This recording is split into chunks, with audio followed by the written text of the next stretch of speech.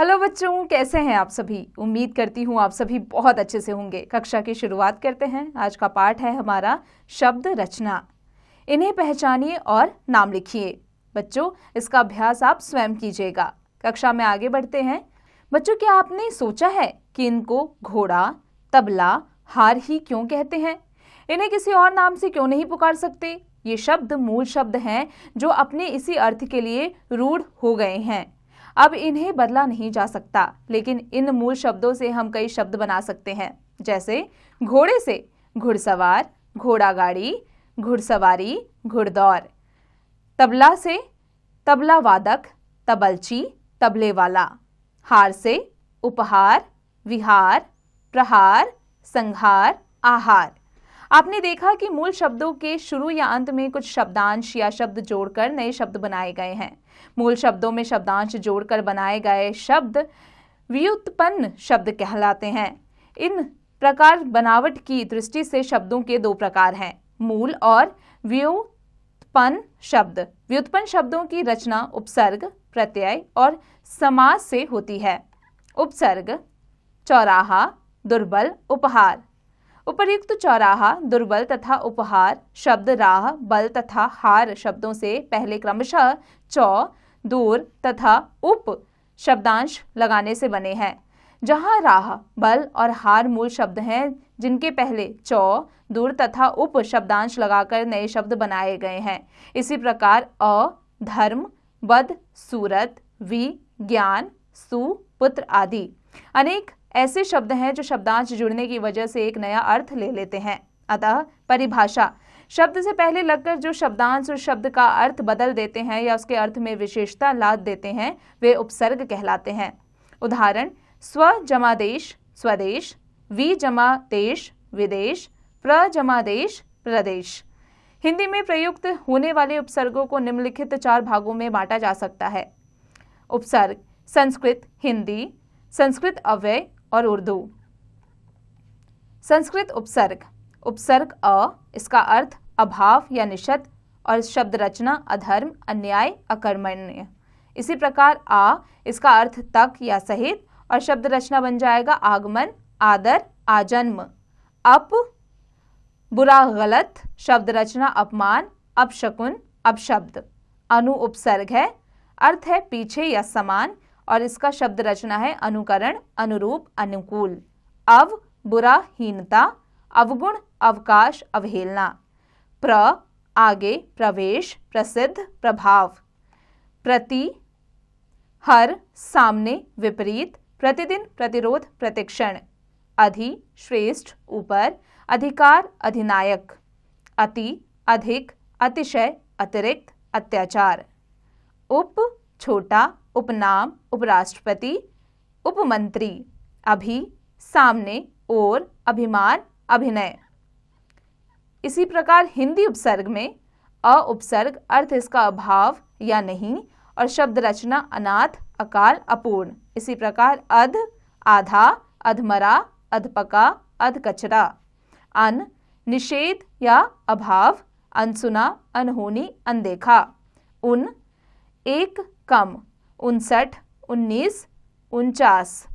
नि, रहित या नहीं, निकम्मा, निडर, निर्भय। बिन, अर्थ इसका रहित और शब्द रचना बिन मांगा, बिन ब्याहा, बिन बोले। भर, भरा हुआ या पूरा, भरपेट, भरसक, भरपूर। कु, बुरा, कुमार्ग, कुपुत्र, कुचाल। सु, अच्छा या सुंदर, सुमार्ग, सुपुत्र, सुनयन। पर, दूसरा, परदादा, परनानी, परकोटा। उर्दू उपसर्ग बे उपसर्ग है, अर्थ बिना, शब्द रचना बेरहम, बेदाग, बेनाम। बद, बुरा, बदतमीज, बदनाम, बदहजमी, कम, अर्थ थोड़ा, कमजोर, कम अक्ल, कम बख्त। ला, कमी या रहित, लाजवाब, लावारिस, लाइलाज। ना, अभाव या मना, नापसंद, नालायक, नाजायज। हम, बराबर या समान, हम उम्र, हम वतन, हम शक्ल। गैर, निषेध, गैर कानूनी, गैर हाजिर, गैर मामूली। खुश, अच्छा, श्रेष्ठ। खुशदिल, खुशनसीब, खुशकिस्मत। दर में, दरअसल, दरकार, दरकिनार। हर प्रत्येक या प्रति, हरदम, हर घड़ी, हर पल। उपसर्ग की तरह प्रयोग किए जाने वाले संस्कृत के अव्यय आप अगली कक्षा में पढ़ेंगे। अब बात करते हैं प्रत्यय की। लकड़हारा, संगीतकार। ऊपर लिखे गए शब्दों का विग्रह करने से हम पाते हैं कि लकड़हारा लकड़ जमा हारा, संगीतकार संगीत जमा कार। यहाँ हमने देखा कि लकड़ तथा संगीत शब्दों के अंत में क्रमशः हारा तथा कार शब्द लगाने से लकड़हारा तथा संगीतकार शब्दों का निर्माण हुआ है।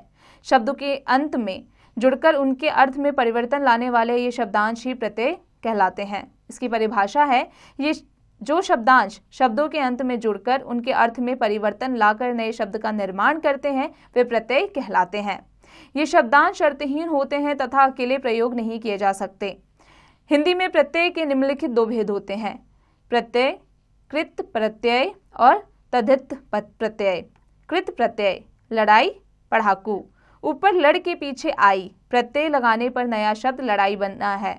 इसी प्रकार पढ़ जमा आकू, पढ़ाकू बना। इस प्रकार परिभाषा, क्रिया या धातु के अंत में जुड़कर संज्ञा और विशेषण शब्दों की रचना करने वाले शब्दांश कृत प्रत्यय कहलाते हैं। कृत प्रत्यय है आई और उसका मूल शब्द है लिख, चढ़ और शब्द रचना लिखाई, चढ़ाई। इसी प्रकार औना, बिछ, खेल, बिछौना, खिलौना। या घट, बढ़, छल, घटिया, बढ़िया, छलिया। हार, होना, पालन, होनहार, पालनहार। अंत, रट, गढ़, रटंत, गढ़ंत। आऊ, कमा, बिका, कमाऊ, बिकाऊ। अन, गम, जल, गमन, जलन।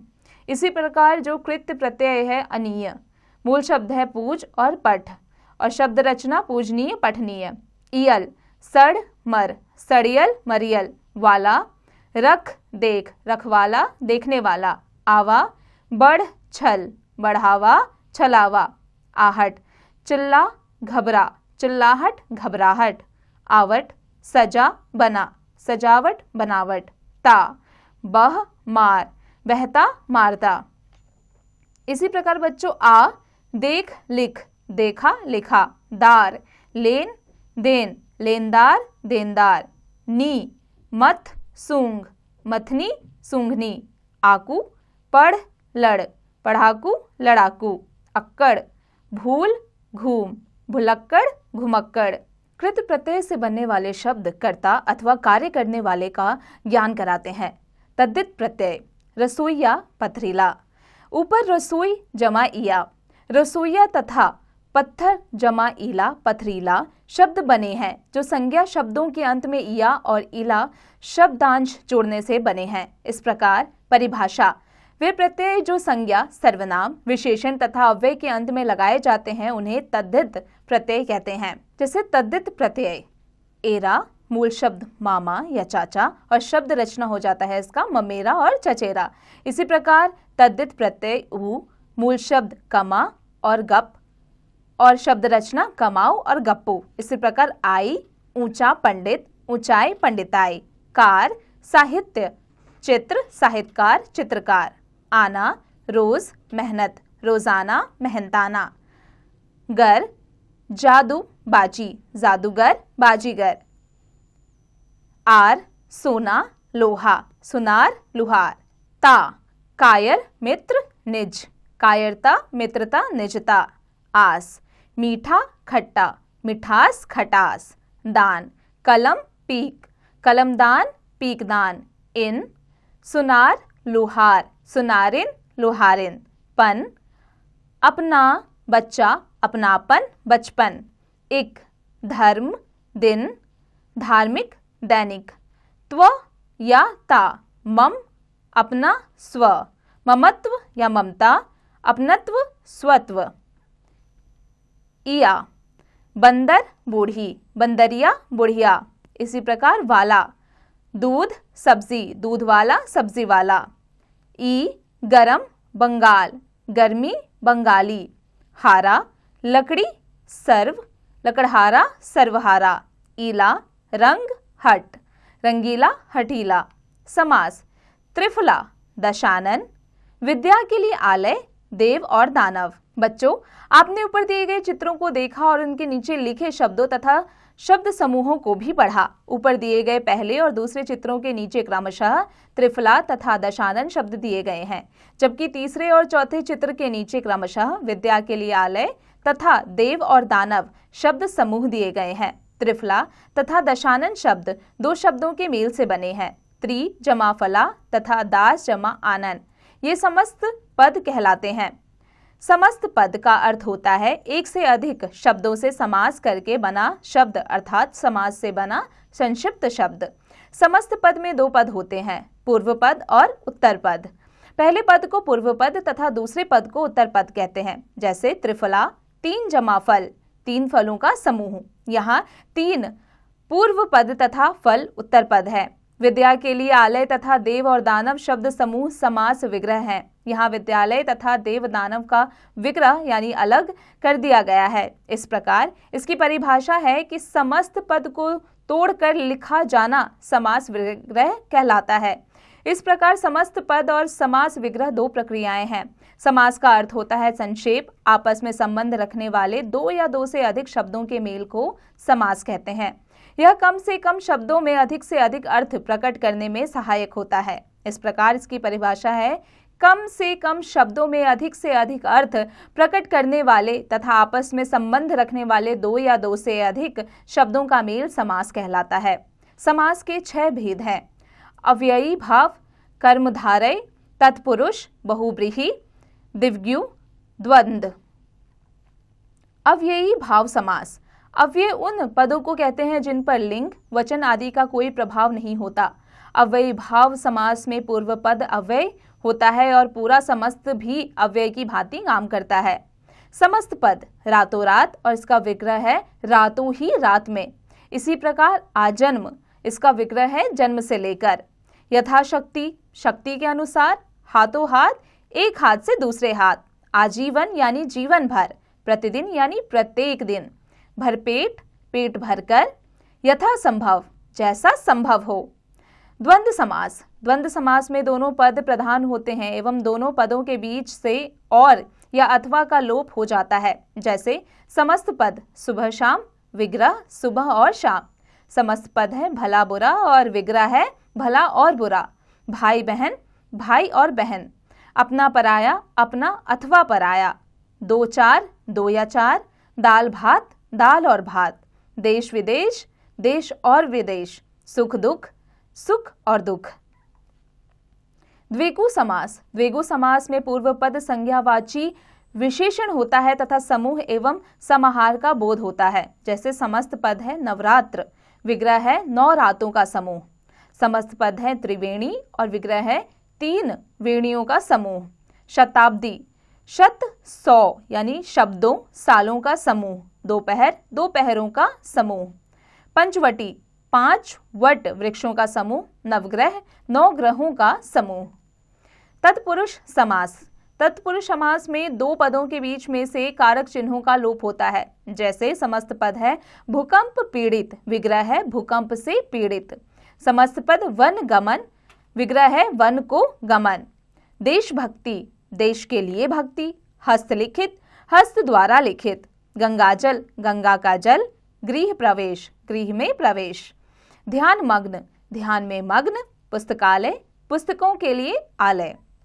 कर्मधारय समास। कर्मधारय समास में पहला पद विशेषण होता है और दूसरा पद उसका विशेष्य। पूर्व पद और उत्तर पद परस्पर उपमेय उपमान भी हो सकते हैं। जैसे समस्त पद चंद्रमुख, विग्रह है इसका चंद्र के समान मुख। समस्त पद नीलांबर, विग्रह है नीला है जो अंबर। नीलकमल, नीला है जो कमल। कमल नयनन, कमल के समान नयन। महात्मा, महान है जो आत्मा। निरसिंह, नरों में सिंह के समान। बहुव्रीहि समास। बहुव्रीहि समास में पूर्व पद और उत्तर पद दोनों मिलकर किसी अन्य पद के बारे में बताते हैं, इसलिए बहुव्रीहि को अन्य पद प्रधान भी कहा जाता है। जैसे समस्त पद है पीतांबर और विग्रह पित्त अंबर है, जिसके अर्थात श्री कृष्ण विष्णु। गिरिधर, गिरि पर्वत को धरता उठाता है, जो अर्थात श्री कृष्ण। लंबोदर, लंबा उदर पेट है जिसका अर्थात गणेश। चतुर्मुख, 4 है मुख जिसके अर्थात ब्रह्मा। नीलकंठ, नीला है कंठ जिसका अर्थात शिव। दशानन, 10 है मुख जिसके अर्थात रावण। बच्चों आओ दोहराएं। मूल शब्द किसी एक अर्थ के लिए रूढ़ हो जाते हैं। मूल शब्दों में शब्दांश जोड़कर व्युत्पन्न शब्द बनते हैं। उपसर्ग, प्रत्यय और समास नए शब्द बनाने की विधियां हैं। जो शब्दांश शब्दों से पहले जुड़कर नए शब्द बनाते हैं वे उपसर्ग कहलाते हैं। जो शब्दांश शब्दों के अंत में लगकर नए शब्द बनाते हैं वे प्रत्यय कहलाते हैं। शब्दों को संक्षिप्त करने की विधि या प्रक्रिया समास कहलाती है। बच्चों अब आ जाते हैं इसके अभ्यास पर। बच्चों अब आप इसका अभ्यास कार्य स्वयं कीजिएगा।